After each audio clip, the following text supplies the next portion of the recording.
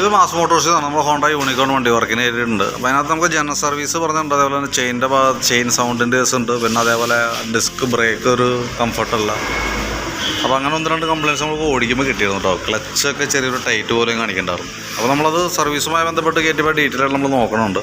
അതിൻ്റെ back break liner നമുക്കിത് കിടക്കുന്നത് കമ്പനി ലൈനറാണ്, ഹോണ്ടയുടെ ഒറിജിനൽ ലൈനറാണ്.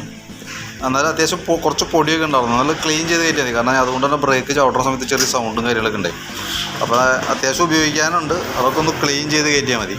ചെയിൻ്റെ ഭാഗത്തെന്ന് പറയുമ്പോൾ chain already chain sprocket complaint ആണ്. പറയാൻ കാരണം നമ്മളിപ്പോൾ ടൈറ്റ് ചെയ്താലും നമുക്ക് ആ സൗണ്ട് എപ്പോഴും കാണിച്ചുകൊണ്ടിരിക്കും. മാക്സിമം വലിച്ചെത്തിയിട്ടുണ്ട്. ഇവിടെയൊന്നും കറക്റ്റായിട്ട് പിടിക്കണില്ല ഇതുണ്ട. അപ്പോൾ അത് ചെയിൻ സ്പോക്കറ്റ് മാറ്റിയാൽ തന്നെയാണ് അത് ക്ലിയർ ആവുള്ളൂ. അപ്പോൾ ചെയിൻ സ്പോക്കറ്റ് മാറ്റുന്നുണ്ടെങ്കിൽ കൂട്ടത്തിൽ കൂടെ ഈ വീലിൻ്റെ ഈ റബ്ബർ കൂടെയൊക്കെ ഒന്ന് മാറ്റിയിട്ട് വേണം റീസെറ്റ് ചെയ്യാനായിട്ട്. കാരണം ചെറിയൊരു പ്ലേ കാണിച്ചു തുടങ്ങിയിട്ടുണ്ട്. പിന്നെ നമുക്ക് അതിൻ്റെ ഈ ഭാഗത്തേക്ക് വരുമ്പോഴത്തേക്ക് അതിൻ്റെ എയർ ഫിൽറ്ററിൻ്റെ ഭാഗത്ത് നമ്മൾ ചെക്ക് ചെയ്യുന്നുണ്ട്. അപ്പോൾ എയർ ഫിൽറ്റർ നമുക്ക് കിടക്കുന്നത് കമ്പനി ഫിൽറ്ററൊന്നുമല്ല, ഒരു കുറഞ്ഞ കമ്പനിയുടെ സാധനമാണ്. ഒരു ബ്രാൻഡഡ് ആയിട്ടൊന്നുമല്ല, ഒരു ചാത്ത സാധനമാണ് കിടക്കുന്നത്. അപ്പോൾ ഒന്ന് എയർ അടിച്ച് നമുക്കൊന്ന് ക്ലീൻ ചെയ്ത് കയറ്റാം. ശരിക്കും പറഞ്ഞാൽ ഇതൊക്കെ ശരിക്കും കമ്പനിയായിട്ട് യൂസ് ചെയ്യുന്നുണ്ടോ ബെറ്റർ. കാരണം വെച്ചാൽ നമ്മുടെ പൈസ ഒരുപാട് കളയുന്ന സാധനമാണ് അതൊക്കെ. തൽക്കാലം നമുക്കൊന്ന് എയർ അടിച്ച് ക്ലീൻ ചെയ്യാം. അടുത്ത സർവീസിൽ മാറ്റി കളഞ്ഞാലും മതി. അപ്പോഴത്തേക്ക് എന്തെങ്കിലും മാറേണ്ടി വരും. പിന്നെ നമുക്ക് അതിൻ്റെ ബാറ്ററി നമുക്കിത് ഇരിക്കുന്നത് മിൻറ്റയുടെ ബാറ്ററി ഇരിക്കണേ. അപ്പോൾ 12 വോൾട്ട് 7 ആമ്പിയറിൻ്റെ ബാറ്ററി നമുക്ക് യൂണിക്കോൺ തന്നെ. അപ്പോൾ ഞാൻ അതിൻ്റെ ബാറ്ററി ടെസ്റ്റും കൂടി നടത്തുന്നുണ്ട് കൂട്ടത്തിലൂടെ. വോൾട്ട് ചെക്ക് ചെയ്യുമ്പോൾ 12.83 റേഞ്ചിലേക്ക് വരുന്നുണ്ട്. അപ്പോൾ വോൾട്ട് നമുക്ക് ആവശ്യത്തിന് കിട്ടുന്നുണ്ട്. ബാറ്ററി ടെസ്റ്റിലേക്ക് കൊടുത്തിട്ടുണ്ട്. ടെസ്റ്റിലേക്ക് കൊടുക്കുമ്പോൾ ഓൾറെഡി ഇവിടെ കാണിക്കുന്നത് കംപ്ലൈൻ്റ് ആയിട്ടാണ്. അതായത് നമുക്ക് ബാറ്ററിയുടെ കംപ്ലൈൻറ്റ് വരാമെന്ന് പറഞ്ഞാൽ നമുക്ക് സെൽഫ് എടുക്കുമ്പോഴൊക്കെ കംപ്ലൈൻറ്റ് വരാനായിട്ടുള്ള സാധ്യത ഇപ്പോഴത്തെ കണ്ടീഷനിൽ കാണുന്നുണ്ട്. കാരണം ഇപ്പോൾ നമ്മൾ 1-2 പ്രാവശ്യം നമ്മൾ ചെക്ക് ചെയ്ത് നോക്കിയിരുന്നു. ചെക്ക് ചെയ്യുമ്പോഴും ഓൾറെഡി കംപ്ലൈൻ്റ് ആയിട്ട് തന്നെ കാണിക്കാം. എങ്കിൽ കൂടി സെൽഫൊക്കെ ഇപ്പോൾ വർക്ക് ചെയ്യുന്നുണ്ട്. ഹോണ്, ഇൻഡിക്കേറ്റർ, ബ്രേക്ക് ലൈറ്റ് അതൊക്കെ വർക്ക് ചെയ്യാനായിട്ട് ജസ്റ്റ് വോൾട്ട് മതി. അപ്പോൾ അതുകൊണ്ട് നമുക്കത് അത്രയും എഫക്റ്റ് ആവില്ല.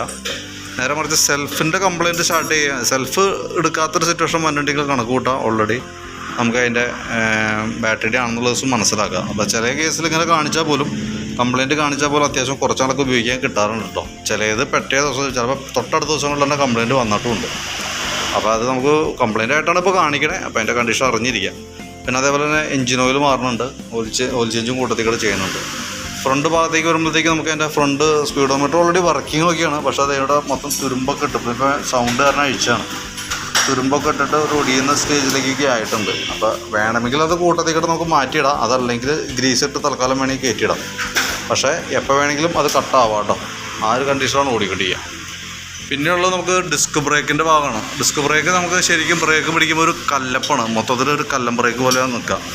അപ്പോൾ അത് നമ്മൾ ചെക്ക് ചെയ്യുന്ന സമയത്ത് ഓൾറെഡി ഈ മോഡൽ MC സബ് വന്ന വണ്ടികളിൽ കോമൺ ആയിട്ട് കാണുന്ന കംപ്ലൈൻ്റ് ആണ്.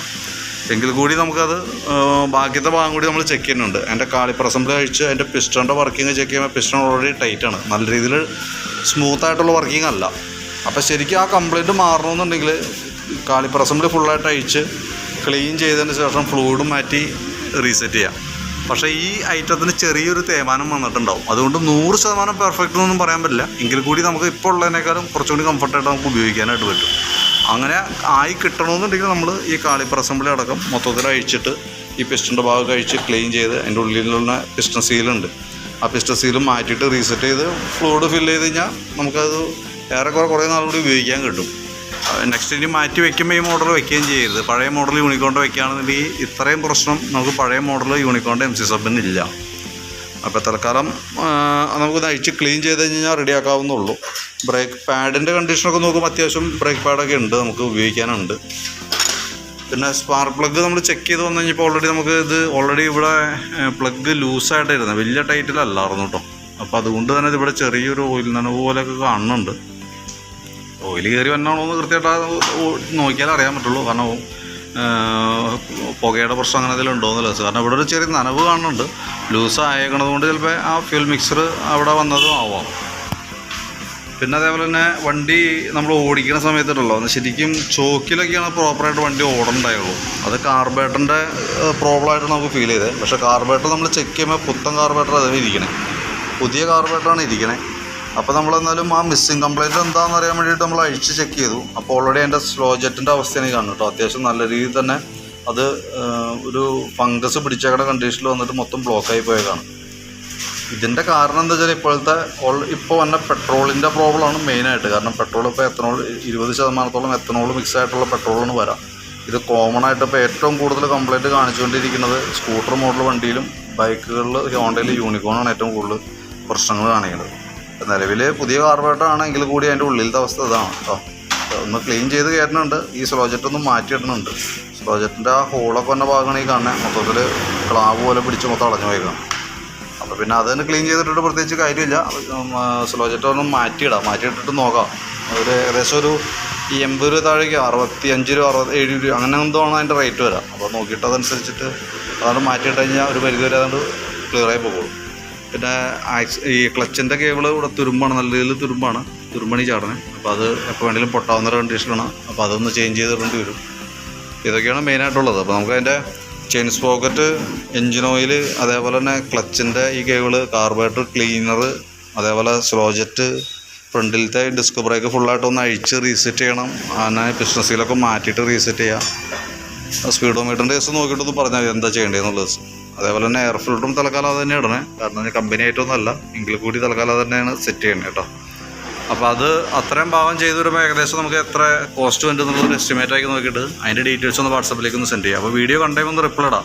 കാരണം ആ റിപ്ലൈ കിട്ടിയാൽ നമുക്ക് അതനുസരിച്ചിട്ട് ചെയ്യാൻ പറ്റുള്ളൂ. ഇപ്പോൾ നമ്മളിപ്പോൾ ഈ അയച്ചേക്കുന്ന ഭാഗം എന്ന് പറഞ്ഞാൽ ജനറൽ സർവീസുമായി ബന്ധപ്പെട്ട വർക്കുകളാണ്. അപ്പോൾ സർവീസിനോടനുബന്ധിച്ച് നമ്മളതിൻ്റെ കംപ്ലയിൻസുകൾ ചെക്ക് ചെയ്യുന്നു, കംപ്ലയിൻസുകൾ ഇൻഫോം ചെയ്യുന്നു. അത് നമുക്ക് ചെയ്യുകയാണെന്നുണ്ടെങ്കിലാണ് അതിൻ്റെ അനുസരിച്ചിട്ട് എമൗണ്ടിൽ വേരിയേഷൻ വരുള്ളൂ. കാരണം ഞാൻ ചെയിൻ സ്പോക്കറ്റ് മാറുന്നുണ്ടെങ്കിൽ സ്പോക്കറ്റിൻ്റെയും ഓൾറെഡി ചെയിൻ സ്പോക്കറ്റ് മാറുന്നതിൻ്റെ ലേബർ വരും.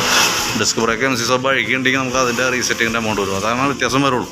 അപ്പോൾ നോക്കിയിട്ട് എന്തെങ്കിലും റിപ്ലൈ ഇടാം. അപ്പോൾ വീഡിയോ കണ്ടിട്ടൊന്ന് പറയും എങ്ങനെയാണ് ചെയ്യേണ്ടതെന്നുള്ള ദിവസം പറയുകയാണെങ്കിൽ അതനുസരിച്ച് നമുക്ക് വർക്ക് കംപ്ലീറ്റ് ചെയ്യാം.